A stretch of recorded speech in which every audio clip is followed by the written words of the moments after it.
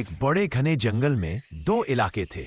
पहला इलाका ऊंचे ऊंचे पेड़ों से भरा हुआ था, जहां कौवा राजा का राज चलता था। दूसरा इलाका पुरानी चट्टानों और गहरी गुफाओं वाला था, जहां उल्लू राजा शासन करता था। कई सालों तक दोनों इलाकों में शांति बनी रही। कौवे और उल्लू अपने अपने क्षेत्र में खुशी से रहते थे। लेकिन एक समय ऐसा आया जब छोटी छोटी बातों पर झगड़े होने लगे, कभी पानी को लेकर तो कभी खाने को लेकर। असल में इस झगड़े के पीछे एक चालाक लोमड़ी थी। वो जंगल में इधर उधर घूमती और दोनों राजाओं के बीच झूठ फैलाती। वो कौवा राजा से जाकर कहती, उल्लू राजा तुम्हारे इलाके पर कब्जा करना चाहता है। फिर वो उल्लू राजा से कहती, कौवा राजा तुम्हें कमजोर समझता है और हमला करने की सोच रहा है। धीरे धीरे दोनों राजाओं के मन में शक भर गया। पक्षी दो हिस्सों में बट गए। जंगल में डर और नफरत का माहौल बन गया।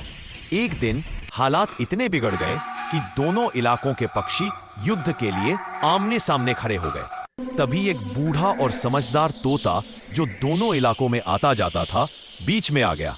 उसने ऊंची आवाज में कहा, लड़न। उसने ऊंची आवाज में कहा, लड़ने से पहले एक बार सच्चाई जान लो। तोते ने कौवा राजा और उल्लू राजा को एक ही जगह बुलाया और सबके सामने लोमड़ी की चालाकी उजागर कर दी।